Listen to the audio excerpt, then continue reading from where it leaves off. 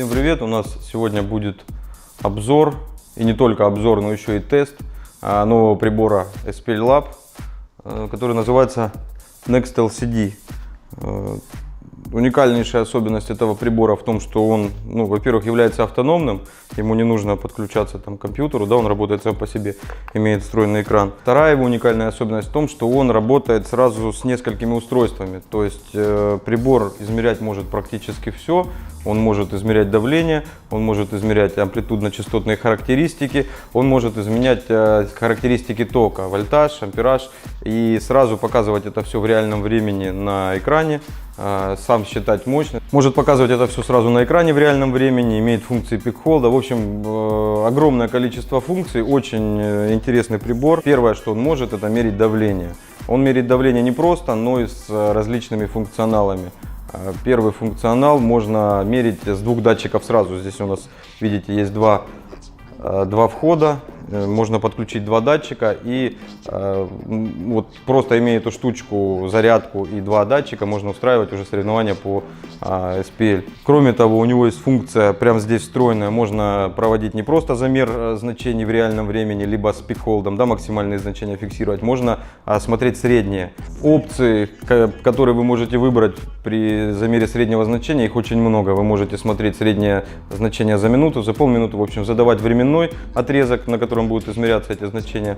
Вы можете менять период замера, то есть я объясню, чтобы было понятно. Например, на DB-драге, на Bass-Race и на MT там меряется немножко по-разному. На DB-драге снимается два средних значения пиковых за секунду, а на МТ снимается одно значение за 2 секунды. Вот тут это все выставляется, то есть с этим датчиком можно проводить как по правилам DB-драга, так и по правилам АМТ.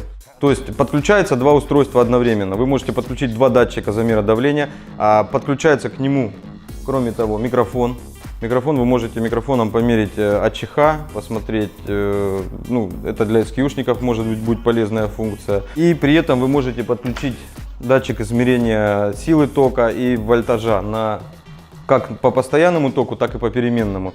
То есть по сути вы можете посмотреть и КПД усилителя, можете посмотреть, сколько у вас на входе, сколько на выходе, и можете это сделать одновременно с замером, например, давления или АЧХ. То есть вот здесь можно варьировать два любых прибора. Например, вы можете смотреть в реальном времени среднее значение за минуту давления в автомобиле и при этом смотреть характеристики тока. Как смотреть токовые характеристики вы также выбираете, то есть там есть пик-холд, вы можете зафиксировать максимальную мощность, минимальную мощность, вам сразу выводится на экран импеданс, вам выводится сюда ампер, вольтаж, мощность. То есть с этим прибором вы можете увидеть абсолютно все, что у вас происходит в системе, давление, АЧХ, ампераж, вольтаж и так далее. Кроме того, одна из очень полезных функций, у него есть тон-генератор. И не простой тон-генератор, он является источником сигнала. У нас здесь вот два РЦА выхода есть, и это как бы лево и право. Он подает и туда одинаковый сигнал сейчас, для того, что если вам нужно стерео подключить к усилку, это будет как бы все равно один и тот же сигнал. И по лево, и по право вы можете выбрать 3 режима. Это синусоида от, не помню, там во всем диапазоне, от 5, по-моему, до 20 тысяч Гц. Любую синусоиду подать. Можете выбрать розовый шум и белый шум. Кроме всего этого, он может работать как осциллограф, показывать форму сигнала, показывать коэффициент нелинейных искажений. У него автономное питание, то есть вот он включился. Он заряжается от любого USB. К нему в комплекте идет шнурок, который вы можете воткнуть в USB, можете в айфоновскую зарядку, можете воткнуть в компьютер. Теперь посмотрим, как пользоваться прибором SPL Lab Next LCD поближе. Я вам хочу напомнить, что к нему подключаются и покупаются опционально RTA-микрофон для измерения амплитудно-частотных характеристик, датчик измерения звукового давления SPL и прибор для измерения характеристик тока. У нас токовые клещи, если можно назвать клещами. Это одна из рекомендаций на будущее для улучшения, сделать зажимное кольцо, потому что так очень неудобно. Чтобы вам измерить силу тока, вам нужно провод открутить, от клеммы пропустить через это отверстие и прикрутить обратно. Иногда это не очень удобно. Здесь у нас разъем для подключения провода, который будет мерить вольтаж. Вот, собственно, вот это вот те приборы, которыми можно укомплектовать SPL Labnex LCD и подключить одновременно вы можете два прибора. Сейчас я попробую рассказать, как это делается, и постараюсь быть последовательным, чтобы вам было, чтобы информация воспринималась удобней. Вот он нам показывает версию загрузчика и версию прошивки. Сразу мы попадаем на экран конфигурации KFG, видите здесь порт 1 и порт 2. Это вот мы выбираем, что у нас будет на этих портах. Вот эти вот вещи, это у нас RCA выходы. Итак, на конфигурационном экране мы перемещаемся кнопками вверх-вниз по пунктам меню и выбираем кнопками влево-вправо. Например, если мы подключаем к первому порту микрофон, мы выбираем здесь RTA микрофон. Если подключаем ко второму SPL сенсор, выбираем SPL сенсор. Какие у нас здесь есть опции? Мы можем выбрать AC/DC сенсор, это вот измерение характеристик тока. Либо можем выбрать одинаковое устройство. Да? Мы можем подключить, например, два устройства измерения характеристик тока. Это для чего делается? Если вы захотите померить на входе, на выходе и увидеть КПД, например, на усилке. То есть он меряет как постоянный, так и переменный ток. Понятно, да, из названия. Вот, вы можете подключить два SPL сенсора.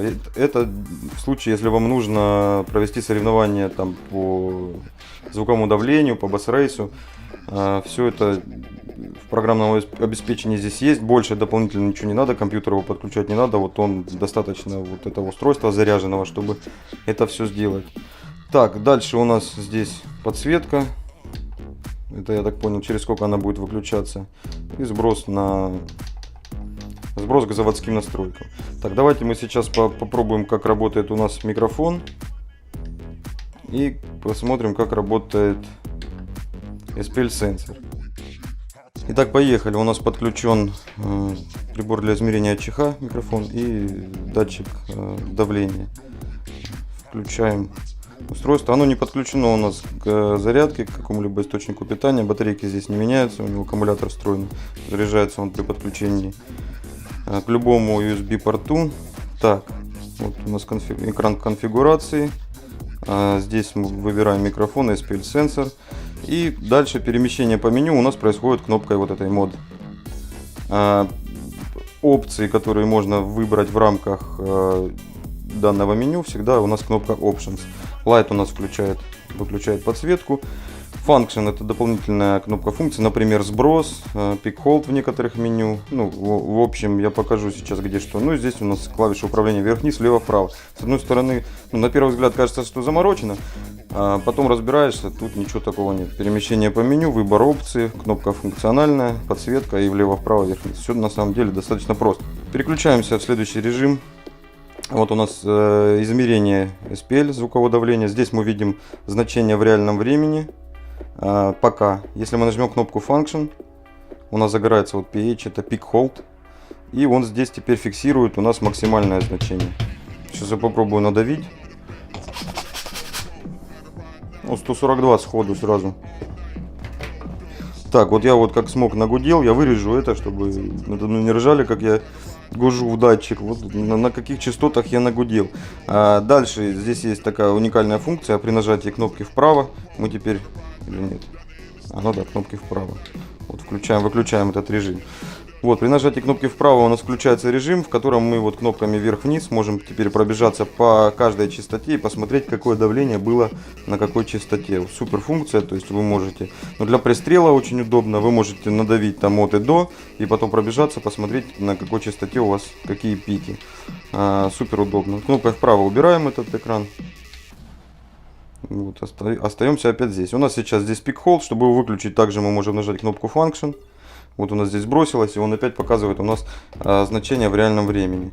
Если мы нажмем мод, мы перейдем к следующему меню, но мы можем двигаться в рамках этого кнопкой Options. Здесь у нас форма сигнала, то есть здесь должна вырисовываться синусоида, как я понимаю. Вы видели, да, синусоида? Это я погудел в датчик. THD — это у нас КНИ, коэффициент нелинейных искажений, то есть в процентах отклонения от идеальной синусоиды. Соответственно, мы здесь можем видеть дисторшн, можем, то есть настроить звук без клипа. Насколько это точно и насколько это вам пригодится, я не знаю. Ну вот я в машине дал 50 Гц и смотрел, что здесь THD 0,5, 1%. Когда начала зашкаливать, она начала расти. То есть я уже вижу, что датчик берет сигнал с клипом, он видит, когда клип. Я думаю, что это может пригодиться для настройки усилителей, если вы хотите настроить максимально на качество. У нас есть еще такая вещь, как средняя. Здесь мы можем выбрать период, здесь мы выбираем также время. А период это что означает? Давайте, чтобы не вдаваться в подробности, я объясню просто, что единичка, это у нас использоваться будет такая же схема подсчета, как на DB-драге. То есть у нас будет каждые полсекунды браться максимальное значение, ну, то есть за замер 60 значений. Четверка у нас будет использоваться для такого подсчета, как на АМТ. На АМТ берется 4 значения за 2 секунды, из них выбирается максимальное. Вот, ну, чтобы не заморачиваться, если вы хотите там пристреляться к АМТ, к среднему, выбирайте период 4. Если хотите к DB-драгу, выбирайте период 1. Тайм здесь выставляется тайм. Кнопкой Function также мы стартуем. Вот, и здесь у нас уже вот пошел замер. Он показывает время здесь среднее значение. Ну, в общем можно басрейсить. Кнопкой Function также можно остановить заранее. Я сразу хочу оговориться, что он подключается дополнительно к компьютеру, и там будет удобный интерфейс. Там есть система соревновательная, то есть можно ввести фамилии, ну, и полноценно проводить соревнования на этом датчике. Так, едем дальше. Нажатием кнопки мод переходим в следующее меню. RTA — это у нас амплитудно-частотные характеристики. Здесь мы видим, что у нас происходит со звуком, на какой частоте у нас какая громкость. Масштаб сумасшедший, то есть мы можем здесь бегать по частотам, так же как вот я показывал на SPL датчике, только здесь можем смотреть уже абсолютно все, где у нас какая громкость на какой частоте. Масштаб мы также можем поменять, если нам столько октав не нужно, можем поставить вот масштаб поменьше, видеть вот такое малое количество полос, либо можем увидеть вот все от и до. Кнопкой Function мы можем остановить измерение и вот увидеть как бы скриншот того, что было. И уже здесь на этом экране можем пробежаться, посмотреть, сколько у нас было в момент, когда мы зафиксировали. Вот кнопкой Function опять можно отпустить его, и он дальше начнет измерение. Так, нажатием кнопки Option мы можем посмотреть форму сигнала. Ну, то есть у нас здесь вот будет синусоида, видите, я вот сейчас разговариваю, как это на синусоиде видно. Здесь опять же мы видим коэффициент нелинейных искажений, какое отклонение от идеальной синуса. Ну, то есть если сейчас подать какой-нибудь синус на динамике, да, вы сможете откалибровать не по току, а именно по микрофону, что у вас происходит в салоне, да, подогнать чистый сигнал без искажений. Очень хорошо для настройки, я думаю, будет на качество звучания. Некоторым людям очень должны такие вещи пригодиться. Ну и просто для понимания вы можете померить, на какой частоте у вас и на какой громкости происходит клип. И именно не по току, а именно уже по звуку, по динамикам. И кнопкой Options возвращаемся обратно на измерение амплитудно-частотных характеристик. Вот, при нажатии кнопки мод мы вываливаемся теперь в режим генератора сигнала. Очень интересная вещь, то есть мы вот на эти два РЦА выхода можем подать сигнал, если у нас другого источника нет. И этот прибор может не только мерить, но и как бы сразу у вас такая автономия получается. Вам даже головное устройство не нужно, чтобы измерить вашу систему. Выход у нас здесь мы регулируем синус. Белый шум, либо розовый шум, можете написать в поиске, что это такое, кто не знает. И когда у нас стоит значение синус, мы можем выбрать, на какой частоте подавать сигнал. Ну а здесь, соответственно, громкость.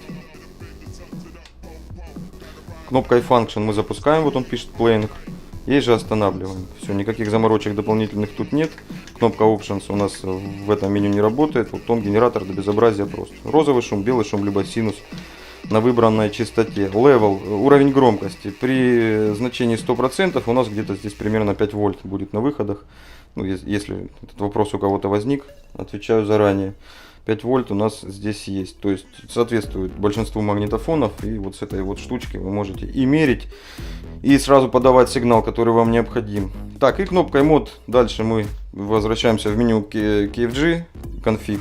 Вот, собственно, это все меню, которые были. Мы проскочили, конечно, меню, которое у нас появляется при подключении вот этого датчика. Сейчас я ознакомлю вас еще немножко с ним.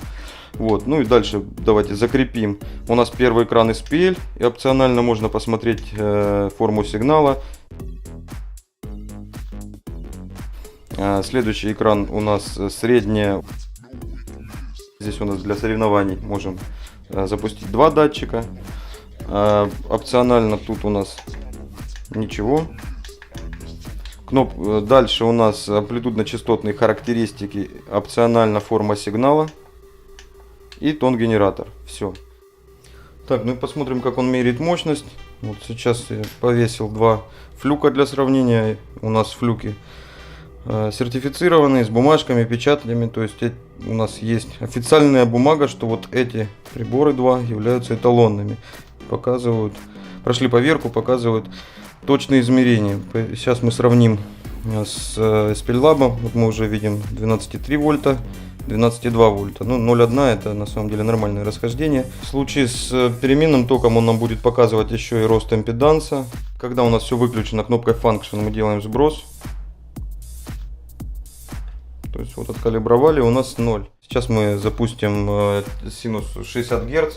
50 не буду запускать, потому что очень неприятный свист с порта идет. От этого чудо-динамик у меня вот тут Warfindale. Так, мы готовы к запуску. Сейчас смотрим в реальном времени, потом проверим, как работает Peak Hold.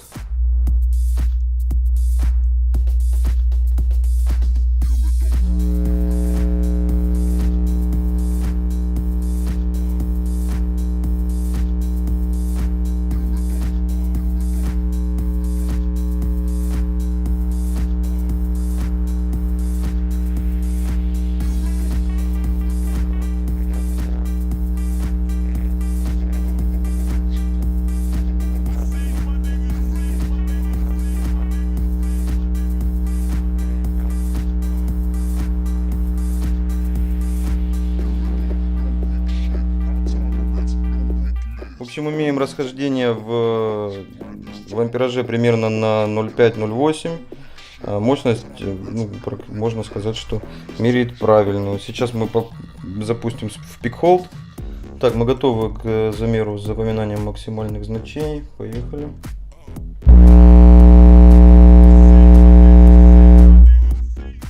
У нас получается 81 ватт по SPL-Lab и 12,2 на 6,45,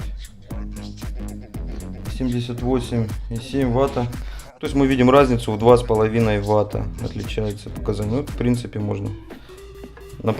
Достаточно допустимая погрешность и достаточно круто прибор показывает. И я ожидал больше разбег, если честно. Давайте для чистоты эксперимента сделаем еще один замер. Поехали. Так,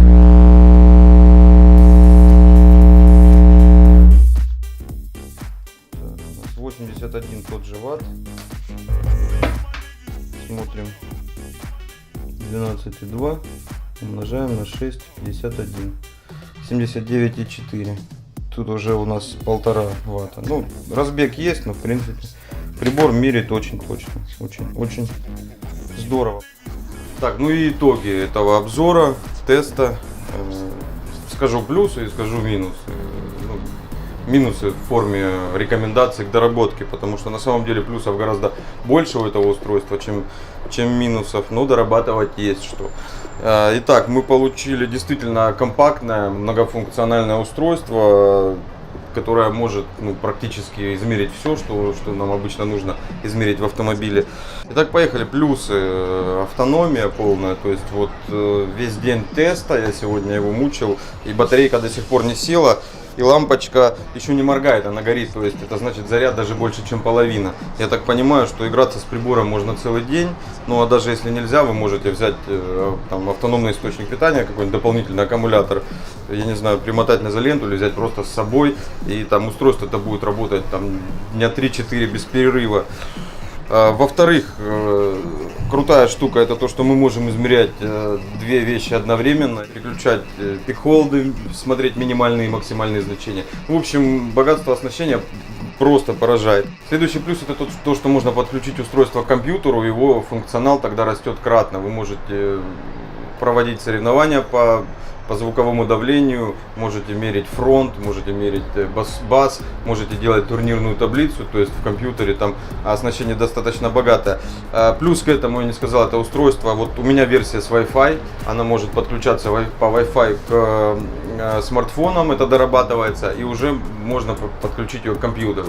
Тон-генератор офигенная вещь, это то, что мы можем вот даже в стереорежиме, ну это монорежим, но мы можем подать два межблочника на усилки, если нам это требуется, можем сгенерировать розовый шум, белый шум, можем сгенерировать синусоиду на нужной нам частоте. Частоты выбираются практически все из разумных, там по-моему от 5 до 20, меньше и больше точно вам не нужно будет генерировать. Следующий плюс это то, что устройство продается отдельно от датчиков, не надо покупать весь набор, да, если вам нужно, например, мерить только АЧХ и только ток, либо вам нужно два SPL датчика повесить. Дальше, отличная точность измерения. Сравнил с флюками, которые являются эталонными, и разбег настолько минимальный, что можно считать, что его нет. Теперь минусы. Не понравилось то, что прибор, датчик измерения давления у него свой, то есть предыдущие USB басметры, они сюда не подходят. Хотя в принципе можно было бы сделать так, чтобы они были взаимозаменяемые. То есть датчик-то в принципе принцип работы один и тот же, но вот у меня есть в магазине USB басметры, я хотел подключить, сравнить, как два работают одновременно, но это невозможно, у него свой датчик замера давления, то есть от USB басметра не подойдет. По интерфейсу неплохо было бы увидеть все-таки джойстик, потому что не совсем вот это логично, когда вверх-вниз и влево-вправо находятся на одном уровне. Если это будет сделано в форме джойстика, это будет гораздо удобнее и более понятно. По скорости работы тоже есть рекомендация по улучшению. То есть, наверное, пока сыроватая прошивка может быть, но бывает при переключении между режимами работы происходит задержка, иногда кнопка не срабатывает. В принципе, это не особо парит и бывает редко. Уже докапываюсь на самом деле. У меня цель не только же там восхвалить прибор, рассказать, и сказать, что такое, чтобы производитель его улучшил, и у нас было устройство еще круче в следующих версиях. Болтается вот что-то тоже не очень приятно, не знаю, будет это влиять на, отвалится потом что-нибудь или нет, вот если мы возьмем, у меня в свое время я как-то так сделал заключение, когда вот первые iPad появились и Galaxy Tab, по-моему, да, Galaxy Tab Samsung появился, я решил с ним ознакомиться, поиграться, вот у меня, я его подошел, взял с витрины, вот так вот, смотрю, он какой-то, не сбитый, ничего, просто тряханул, там внутри что-то болталось, я его положил даже, вот на этом этапе перестал думать о покупке такого устройства, в котором что-то внутри болтается, то есть вот это тоже доработать бы, это говорит о качестве. Приятно брать вещь в руки, когда она сбитая, ничего в ней не болтается, не шумит. Вот, то есть минусов гораздо меньше, чем плюсов. Устройство хорошее. Давайте подумаем теперь, куда его можно применять. Я считаю, что эта вещь должна быть в любом ателье по установке автозвуков, будь то ателье с упором на качество или на давление, либо спортивный какой-то бокс. Но вот эта штучка, она, с помощью нее вы можете померить не только давление и громкость, вы можете выставить уровень клипа не только по току, но и по микрофону. Вы можете, настраивая музыку, посмотреть коэффициент нелинейных искажений в салоне, опираясь не на характеристики тока, а именно на то, что слышит микрофон. И я попробовал вот сегодня, вчера еще, кайфовая вещь, и видно, на самом деле, добавляешь там на какой-то частоте, ты видишь, где начинаются искажения уже, ты их и на слух начинаешь слышать, но в меньшей степени. В общем, для более точной настройки чистого сигнала его можно использовать, и для измерения всего, что мы мерили раньше разными приборами, теперь это все есть в одном. Итак, финализируя, лаборатории SPL Lab огромное спасибо. Игрушка кайфовая, дорабатывайте, делайте вот внешку, кстати, можно сделать получше, не просто вот эту наклеечку, или наклеечку хотя бы доработать, да. И, я горжусь за эту вещь. Мы сейчас начали общаться со Стивом Мидом, ну, в какой-то степени. Человек тоже очень занятой, но есть что рассказать нам, ему есть опыт, который у него взять. И вот на самом деле я очень горд, что я могу написать ему, что у нас есть такие приборы, потому что он вместе там с Дамором, они давно занимаются именно вот измерительными приборами, и это его пунктик, он постоянно эти приборы по-всякому тестирует, пиарит, показывает, продает, он на этом и деньги делает, ну и видно, что он к этому относится здорово. И вот действительно спасибо лаборатории, которая находится в России, что она дала нам такую вещь, которой не стыдно похвастаться перед американскими нашими коллегами, ну или единомышленниками, как это угодно назовите. Прибор действительно кайфовый. Если где-то что-то не углядел, или там есть у вас еще комментарии по замерам, по вот этому прибору, я не такой эксперт, что я могу за 2 дня там разобраться во всем, наверняка что-то где-то пропустил, пишите в комментариях, для чего еще его можно использовать, какие глюки вы его знаете, что бы вы хотели увидеть там в следующих приборах, обязательно участвуйте в этом, потому что ну, вот это и есть развитие автозвука в России, и ну, как бы от вас оно тоже зависит, поэтому пишите ваши комментарии, они очень важны. Все, всем пока. С вами был Саша Винников, компания Loud Sound. Живите громко.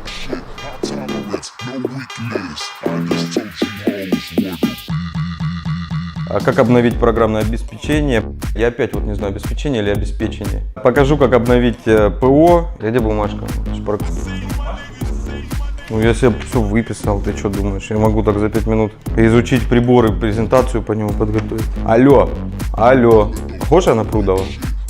И прежде чем писать в комментариях, что такое розовый шум и белый шум, подумайте, что вы можете написать это в гугле и увидеть намного более развернутый ответ, чем люди ответят вам в комментариях.